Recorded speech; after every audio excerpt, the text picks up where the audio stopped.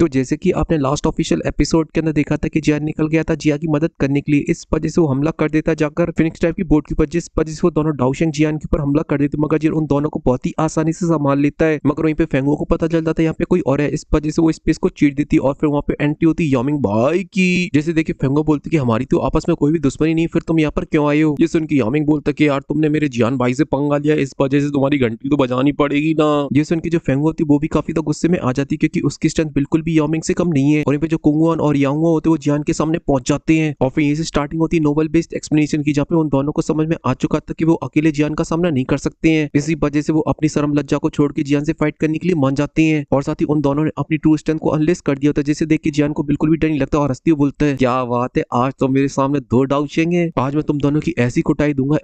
दूंगा किसी ने सोची ना होगी। और वो दोनों जब यंग जनरेशन से अपनी बेइज्जती को सुनते तो काफी तो गुस्से में आ जाते हैं क्योंकि वो इस कंटेंट की पीक स्ट्रेंथ को रखते हैं और 2 कौड़ी का बच्चा अगर उनकी बेइज्जती कर रहा है, इस वजह से पागलों की तरह हंसने लगते हैं और बोलते हैं लड़के तू कुछ ज्यादा ही एरोगेंट हो रहा है, इस वजह से अब तू मेरे हाथों से नहीं बचेगा। इसलिए वो दोनों एक दूसरे को देखते और बोलते कि चलो स्टार्ट करते, और इतना बोलते कि जो कुंगुआ मोटा होता है वो अपने हाथों को चेंज करने लगता है और बोलता है कि अब तू देख मेरी सबसे खतरनाक दाव स्किल को। और इतना बोलते कि जो पावर रेंजर एल्डर होता है वो अपने हाथों को चेंज करने लगता है और जो मोटा गेंडा होता है वो अपने मुंह को चेंज करने लगता है और तुरंत ही उसकी जो मटके जैसी टंकी होती खुल जाती और वो जोर से चिल्लाती हुई बोलता है। और इतना बोलते कि एक बड़ी सी वेल बन जाती जो जाके सीधा हमला कर देती जियान के ऊपर, और वो वेल इतनी ज्यादा बड़ी होती कि जियान की जो किंग कॉन्ग ग्लास बॉडी होती है उसके सामने एकदम चुटकी लग रही होती है, इस वजह से वो जियान को खा जाती है। और वहीं पे जो यांग होता है वो बिल्कुल भी नहीं रुकता और वो अपनी हैंड साइन को चेंज करता रहता है और जैसी उसकी 10 क्लास की टेक्निक कंप्लीट होती है तो जोर से चिल्लाती हुई बोलता है ग्रेट फिनिक्स क्लॉ, और वो जाके सीधा जियान में लगता है, जिस वजह से वहाँ पे काफी ज्यादा ब्लास्ट होता है और जियान अभी के लिए बड़ी सी बेल के अंदर होता है और ऐसा लग रहा था कि फील्डिंग हो चुकी है जियान की पूरी तरीके से सेट, क्योंकि वो दोनों एल्डर अभी के लिए बहुत ही कोऑर्डिनेट तरीके से फाइट कर रहे होते हैं जियान से, जहाँ पे एक ऊपर से हमला कराता तो एक नीचे से, और जियान डिसाइड कर पाता वो किसके ऊपर जाके हमला करे, उससे पहले वो लोग जियान के ऊपर हमला कर देते थे। इस वजह से जियान अभी के लिए बुरी तरीके से फंस चुका होता है और बोलते कि सच में इन दोनों एल्डर के बारे में मैंने जितना सुना था वो बिल्कुल एकदम सही था, काफी अच्छी तरीके से ये लोग फाइट करते हैं, मगर अभी के लिए इन लोगों के लिए लिटिल सी छोटी सी दिक्कत ये होती है कि मैं बदमाश हूँ, इस वजह से ये मेरा कुछ नहीं बिगाड़ सकते। इसी वजह से अब मैंने इनकी दाव स्किलों को देख लिया, अब टाइम है मेरी दाव स्किलों को दिखाने का। और इतना बोलते कि जो जियान होता है अपनी हैंड साइन को चेंज करने लगता है और बोलते कि चलो पीले पीले बादल बन जाओ, मेरी न्यूली दाव स्किल येलो स्प्रिंग पाम का। और इतना बोलते कि जो जियान होता है वो अपनी उंगली को प्रेस कर देता है, इस वजह से उन दोनों एल्डर के ऊपर आ जाती है एक बड़ी सी फिंगर जिसके अंदर काफी भयानक एनर्जी होती है, जिस वजह से आसपास का स्पेस भी चटक रहा होता है, यहाँ तक कि जो याओ शाटो ने यूज की थी उससे भी काफी ज्यादा खतरनाक होती है।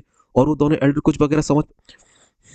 अभी के लिए कुछ समझ पाते हैं अटैक कहां से आया उससे पहले जो जियान होता है और बोलता है जी देखिए उन दोनों एल्डर के एकदम से तोते उड़ जाते हैं, मगर जियान का अभी मन नहीं भरा होता है, इस वजह से बोलता है चलो अब दिखाते नेक्स्ट दाव स्किल को, क्योंकि अभी के लिए ने जो मछली बनाई उससे भी तो मुझे बाहर निकलना है। और इतना बोलते हैं जो जियान होता है फिर से अपनी हैंड साइन को चेंज करता है और बोलते हैं टाइम है ग्रेट क्रिएशन पाम का। और इतना बोलते हैं जियान के पीछे बन जाते 2 बड़े से जायंट हैंड और वो जैसे ओपन होते और उनके बीच में ब्लैक होल बनता तुरंत ही उसके अंदर से भयानक सक्शन फोर्स बाहर निकलती है और जियान अभी के लिए जिस बेल के अंदर होता है वो बेल को पूरी तरीके से एब्जॉर्ब कर जाता है और जो हमारा हीरो होता है एकदम फुल आजाद हो जाता है। मगर वहीं पे दोनों फिनिक्स टाइप के बंदे होते हैं वो पूरी तरीके से हैरर और दह खून की उल्टियां, क्योंकि उन दोनों ने जो जियान के ऊपर अटैक किए थे वो उनकी सोल से कनेक्ट होते हैं, इस वजह से उनको भी काफी हैवी नुकसान पहुंचता है जब जियान उन दोनों की अटैकों को पूरी तरीके से नष्ट कर देता है। इसी वजह से कुंगो और यांगो जब अपने सर को उठाते और जियान को अब देखते हैं तो उन दोनों की नजरों में अभी के लिए जो डर होता है एकदम साफ साफ नजर आ रहा था और जो कुंगो होता है वो बहुत ही हैरान हो जाता और बोलते कि तो मैंने बिल्कुल भी नहीं सोचा था ये जो कल का पैदा हुआ लड़का है वो इतना ज्यादा खतरनाक होगा, क्योंकि ये जब भी साला हमला कर रहा है तब एक ट्यान क्लास की टेक्निक को बाहर निकालता है, पता नहीं इतनी ट्यान क्लास की टेक्निक बनी भी है कि नहीं बनी है, समझ नहीं आ रहा है इसका बैकग्राउंड क्या जो इतनी खतरनाक दाव स्किलों को रखता है। और फिर दोनों अपनी गर्दन को टेंट करते हैं और अपने ग्रुप के लीडर को देखती जो कि फेंगुओ होती है, जो कि अभी के लिए यामिंग से फाइट करी होती है और यामिंग ने उसे मार मार के भूत बना दिया होता है। इसी वजह से उन दोनों की फाइट को देखकर ऐसा लग रहा था कि यामिंग अभी के लिए उसके ऊपर भारी पड़ रहा है। इसी वजह से जो जियान होता है वो अविदा चिल हो जाता है, एकदम मस्त पोज मार के खड़ा हो जाता है और फिर देखते हैं अपने साथ आए एल्ड्रो की तरफ और बोलता है कि एल्ड्रो अभी के लिए जाइए और जाकर फ्रिंक्स टाइप के बाकी के लोगों को भी बचा डालो, किसी को भी जिंदा छोड़ने की कोई जरूरत नहीं है। पे जो 9C डीप पाइथन का जो सीनियर एल्डर होता है वो जियान के ऑर्डर को सुन के तुरंत ही हमें नोट कर देता है, क्योंकि उसे अभी के लिए ये बात उसे अच्छे समझ में आ चुकी है कि जो जियान है वो भली एज में उससे छोटा है, मगर जब बात स्ट्रेंथ की आ जाती तो जमीन आसमान का अंतर है। अगर वो जियान के ऑर्डर को नहीं मानता और जियान उस पर गुस्सा हो जाता तो जियान को एक झापड़ को भी नहीं झेल पाएगा, इसलिए जियान के ऑर्डर को एकदम तत्कालीन बेसिस पे हमें नोट कर दी जाती है, क्योंकि जियान ने जिस तरह की स्ट्रेंथ दिखाई है और साथ ही जिस तरीके की येलो स्प्रिंग पाम की स्ट्रेंथ दिखाई है उनसे उनका दिल पूरी तरीके से कांप चुका है, क्योंकि याओ शाटन को भी यूज करती उन्होंने देखा मगर इतना खतरनाक ना जीना, इसलिए वो अपने अपने साथ आए जितने भी एल्डर होते हैं उनकी तरफ देखते और बोलते कि चलो साथियों हमला करते हैं, और इन सभी चिड़ियों की बैंड बजा देते हैं। इन्हें बताते कि 9 सीडी गन पाइथन कितना ज्यादा खतरनाक है, अब हम बिल्कुल भी डरेंगे इन फिनिक्स ट्रैप से। और इतना बोल के वो अपने सभी वॉरियर को लेके हमला करने के लिए चले जाते हैं। ये देख के फिनिक्स ट्रैप के जितनी वॉरियर होते काफी ज्यादा डर जाते हैं, क्योंकि उनके नंबर भले काफी ज्यादा हो, मगर अभी के लिए जिन ने जिस एल्डर को ऑर्डर दिया था वो एक बांगशेंग था, और फिनिक्स ट्रैप के अंदर बांगशेंग की कमी है। इसी वजह से उनके ग्रुप से तीनों डाओशेंग को हरा दिया। तो उसके बाद सबसे ज्यादा पावरफुल है वो ज्यूफेंग है, जो कि अभी के लिए डाओजुंग की ऑलमोस्ट पीक पर पहुंच चुका है। मगर अभी के लिए दिक्कत वाली बात ये है कि ज्यूफेंग को बचाने के लिए लिटिल फेई डॉक्टर ही काफी है। इसी वजह से बांगशेंग एल्डर मैंग होते हो जाके जब फिनिक्स ट्रैप के ऊपर हमला करते जाकर, तो उनके अटैक इतने ज्यादा खतरनाक होते हैं कि कुछ ही पल के अंदर ही वहाँ पे लोगों की लाशें बिछने लगती हैं। और जब ये कुंगवन और यांगवन देखते अपने साथियों को मरते तो काफी ज्यादा गुस्से में आ जाते हैं, और वो कदमों को बढ़ा के आगे तरफ बढ़ने लगते। मगर तभी अचानक से उनके सामने जियान आ जाता और बोलता कि ना ताऊ ना, हमसे पहले लड़ो, फिर उसके बाद वहाँ देखना, क्योंकि अब टाइम है मेरी एक और नई दाव स्किल का यूज करने का। और इतना बोलते कि जो जियान होता है वो अपनी दुई को रिलीज करने लगता है, और साथ ही उसके जो हैंड साइन होते हैं वो भी बहुत ही फास्ट तरीके से चेंज होने लगते हैं। और वहीं पे उसकी जो दुई की होती है वो जमीन के अंदर जाती कन पूरी तरीके से लावे के अंदर कन्वर्ट हो जाती है, और माहौल काफी ज्यादा डरावना हो जाता है, क्योंकि जियान यहाँ पे यूज कर रहा होता अपनी एक और टियान क्लास की टेक्निक, जो की होती मिड लेवल पर येलो स्प्रिंग पॉम। और इस टाइम जियान का जो एक्सप्रेशन होता है एकदम फुल सैवेज होता है, उसके चेहरे के ऊपर कोई भी इमोशन नहीं होते हैं। और इसी वजह से उसका अटैक जैसे ही कंप्लीट होता है तुरंत ही एक पल की देरी ना करते हुए सीधा हमला कर देता है, जिस वजह से उस लावे के अंदर से काफी सारे हाथ आने लगते हैं। और जब वो दोनों एल्डर अपने ऊपर इतने सारे पामों को देखते तो उनके डर के मारे जी फट जाती है, क्योंकि जियान ने अभी के लिए जो माहौल होता है एकदम फुल बेबी कर दिया होता है, क्योंकि उसके पाम इतने ज्यादा खतरनाक थे, स्पेस पूरी तरीके से टूट के बिखर रहा होता है। जिस जगह से वो पाम गुजर रहा होता है एम्प्टी स्पेस की पूरी तरीके से धज्जियां उड़ जाती हैं। इसलिए उन दोनों को समझ में आ चुका था अगर उन्हें अपनी जान बचानी तो फिर उन्हें अपनी फुल स्ट्रेंथ का यूज करना होगा। इस वजह से तुरंत ही वो जोर से चिल्लाते हैं। इस वजह से पूरे आसमान के अंदर फिर से फिनिक्स की आवाज गूंज जाती है, और वो दोनों कन्वर्ट हो जाते हैं बड़ी बड़ी फिनिक्सों के अंदर। और फिर तुरंत ही एक पल की देरी ना करते हुए सीधा अपने अटैकों से हमला कर देते जियान के अटैक के ऊपर। और जब तीनों के अटैक आपस में टकराते हैं तो वहां पर होता है एक बहुत ही भयानक ब्लास्ट, जिस वजह से दूर दूर तक के जो पहाड़ वगैरह होते हैं सबके सब टूट जाते हैं, और जो स्पेस होता है उसकी तो माँ की बहन की सबकी आंख हो जाती है। और फिर जब कुछ देर बाद एनर्जी चढ़ती तो हमें देखने को मिलता है कि उन दोनों ने अभी के लिए जियान के अटैक को रोक लिया है। और जब जियान ये देखता तो उसका गुस्सा एकदम से और ज्यादा बढ़ जाता है, और उसके सेवेज वाले चेहरे के ऊपर आ जाती एक तीखी वाली स्माइल, और बोलता कि अब टाइम है अपने दादा वाली दाव स्किल का यूज करने का, क्योंकि अब बहुत ही चुटर मुटर वाली फाइट, अब टाइम है रियल एक्शन का। और इतना बोलते हैं जो जियान होता है एक पल के लिए अपनी आंखें बंद करता और उसके फोrehead पे आने लगता उसका क्लैन टैटू।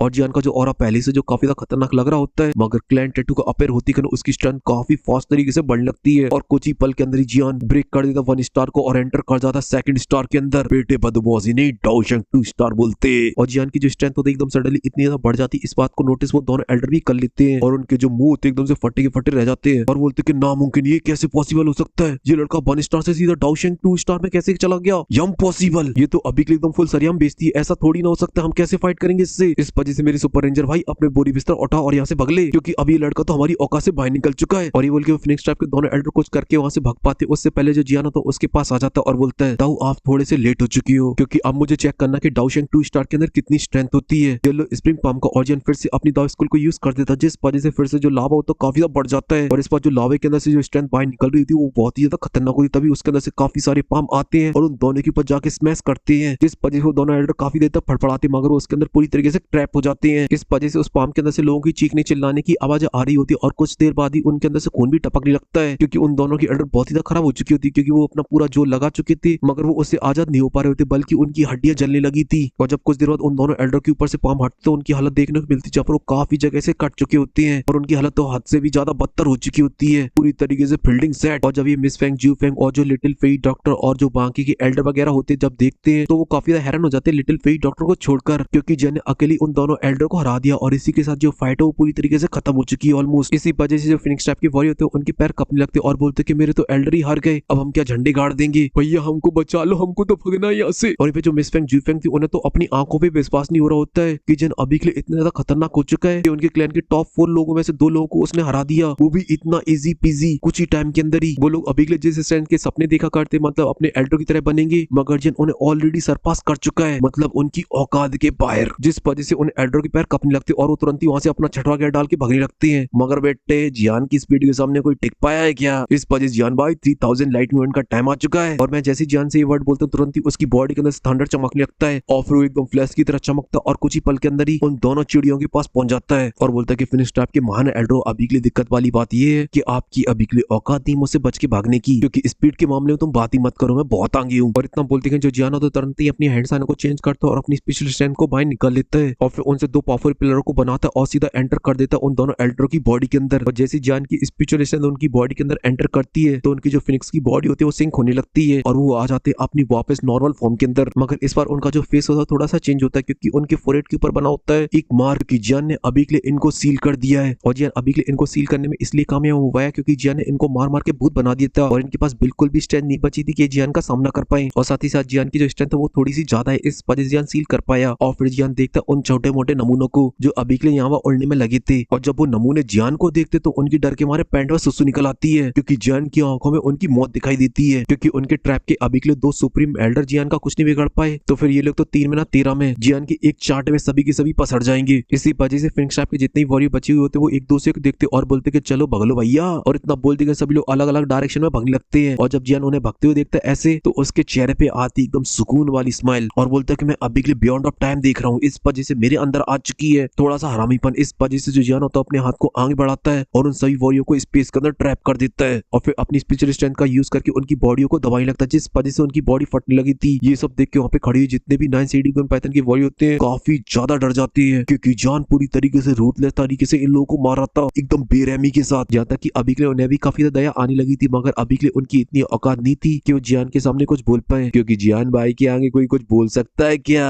दाओशेंग रे। मगर क्या करे, थोड़ी देर बाद जियान को याद आ जाता है अरे यार मैं बांगलिंग थोड़ी ना हूँ, मैं तो जियान हूँ हीरो अच्छा वाला। इस वजह से वो उन्हें छोड़ देता और अपनी स्पेशल स्ट्रेंथ लेता है और उनकी बॉडी के अंदर डाल देता है और एक ही बार में सभी को ट्रैप कर लेता है, मतलब उनकी दुईकी को सील कर देता है। अब जियान की जब इच्छा होगी तब जियान इन्हें टपका सकता है। और फिर जियान अपने आप को शांत करता और फिर देखता फेंग हुआ को जो कि अभी के याओमिंग से फाइट कर रही होती और बोलती है हाँ अगर मेरे साथ याओमिंग भाई नहीं होते और फिर ये तीनों एल्डर मुझसे फाइट करते तो शायद ये जो फाइट है वो मेरे लिए थोड़ी सी डिफिकल्ट हो सकती थी, लेकिन जब से याओमिंग भाई मेरे साथ आ गए और जब से ये फाइट स्टार्ट हुई तब से ये फाइट एकदम वन साइडेड थी। कुछ पल तक याओमिंग और फेंगुओ की फाइट को देखता रहता है जहाँ पे उसके जो याओमिंग भाई होते वो भी काफी ज्यादा तगड़े लग रहे होते और वो एकदम बराबर ही टक्कर दे रहे थे। यहाँ तक कि उनके कुछ अटैक इतने ज्यादा खतरनाक होते जहाँ पे याओमिंग भाई सिर्फ 2 कदम अपने पीछे लेते थे मगर वहीं पे जो फेंगुओ होते वो अपने 3 कदमों को पीछे लेती थी। इसी वजह से उन दोनों के बीच काफी इंटेंस फाइट हो रही होती है। मगर बात की जाए लॉन्ग टाइम की तो इस फाइट को भी याओमिंग भाई जीतेंगे। मगर अभी के लिए जियान के लिए थोड़ी सी दिक्कत वाली बात ये होती कि जियान के पास समय की तो थोड़ी सी कमी थी क्योंकि उसे जल्द से जल्द जिया के पास जाना था। इस वजह से बोलता है आंटी जी आई मीन फेंगुआ जी अभी के लिए आप बिना मतलब फाइट को लड़ रही है क्योंकि ये जो फाइट है वो ऑलरेडी काफी देर पहले खत्म हो चुकी है। जरा अपनी नजरें घुमाइए और देखिए आप लोग हार चुके हैं और अगर आप लोग ऐसी कंटिन्यू अपनी फाइट को रखती है तो फिर मैं बता रहा हूँ ये जो मैंने अभी के लिए इनकी दुई को सील कर रखा है उनमें से एक एक थोड़ी देर बाद टपकेगा। इस वजह से रुक जाइए। इस वजह से आपका एक अटैक मतलब एक वॉरियर गया। और फिर जियान के जब वर्ड उन दोनों के कानों पड़ते हैं जहाँ पे वो दोनों एकदम फुल फोकस के साथ फाइट कर रहे होते हैं वो भी एकदम से अपने ब्रेकों को लगाते हैं और देखते जियान की तरफ जैसे देखते याओमिंग भाई भी हैरान हो जाते हैं और बोलते कि मैं तो इतना जोश के साथ फाइट कर रहा था मगर जियान भाई तो कति तगड़े आदमी है, इन्होंने तो कून हुआ और यांग को पेल दिया अकेले ही वो भी इतने कम टाइम के अंदर ही। और ये सेम एक्सप्रेशन फ्रैंक हुआ के भी होते वो भी पूरी तरीके से हैरान हो चुकी थी क्योंकि उसके दोनों एल्डर पूरी तरीके से जख्मी थे, पूरी बॉडी से खून टपक रहा था और उनकी आंखें बंद हो चुकी थी। अभी के लिए वो दूर से ये भी नहीं पता कर पा रही थी कि वो जिंदा है कि वो मर गए हैं। लेकिन अब जो प्यारी सी हमारी आंटी है फेंगुआ अब वो क्या फैसला लेने वाली है अगर आप लोग को वो जानना है तो वो आप लोग को पता चलेगा पार्ट 3 के अंदर। क्या वो जियान से फाइट करेंगी या फिर बोरी बिस्तर उठा के यहाँ से निकल लेंगी। फिलहाल के लिए इस वीडियो में सिर्फ इतना ही। अगर आपको वीडियो पसंद है तो प्लीज वीडियो को लाइक करें और साथ ही चैनल को भी सब्सक्राइब करें और साथ ही जिन लोगों ने अभी के लिए मेरी चैनल की मेंबरशिप को ले रखा है उनके लिए मेरी तरफ से एक गीली गीली पप्पी।